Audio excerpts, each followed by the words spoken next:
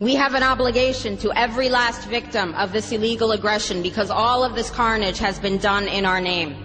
Since World War II, 90% of the casualties of war are unarmed civilians, a third of them children. Our victims have done nothing to us. From Palestine to Afghanistan to Iraq to Somalia to wherever our next target may be, their murders are not collateral damage. They are the nature of modern warfare. They don't hate us because of our freedoms. They hate us because every day we are funding and committing crimes against humanity. The so-called war on terror is a cover for our military aggression to gain control of the resources of Western Asia. This is sending the poor of this country to kill the poor of those Muslim countries. This is trading blood for oil. This is genocide, and to most of the world, we are the terrorists.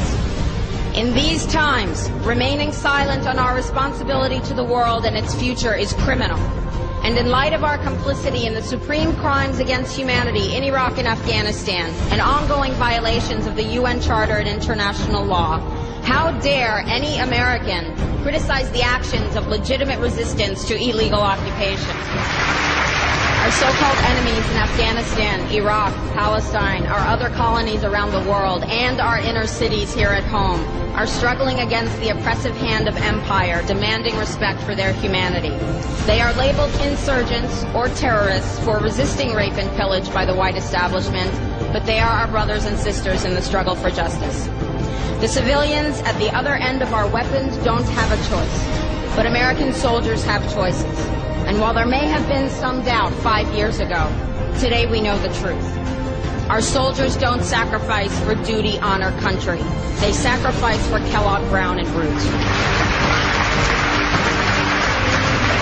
They don't fight for America, they fight for their lives and their buddies beside them because we put them in a war zone. They're not defending our freedoms. They're laying the foundation for 14 permanent military bases to defend the freedoms of ExxonMobil and British Petroleum. They're not establishing democracy. They're establishing the basis for an economic occupation to continue after the military occupation has ended. Iraqi society today, thanks to American help, is defined by house raids, death squads, checkpoints, detentions, curfews, blood in the streets, and constant violence. We must dare to speak out in support of the Iraqi people who resist and endure the horrific existence we brought upon them through our bloodthirsty imperial crusade. We must dare to speak out in support of those American war resistors, the real military heroes who uphold their oath to defend the Constitution of the United States against all enemies, foreign and domestic, including those terrorist cells in Washington, D.C., more commonly known as the legislative, executive, and judicial branches.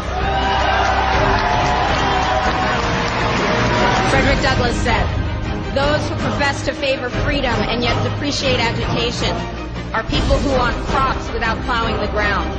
They want rain without thunder and lightning. They want the ocean without the roar of its many waters." The struggle may be a moral one, or it may be a physical one, or it may be both, but it must be a struggle. Power concedes nothing without a demand. It never has, and it never will.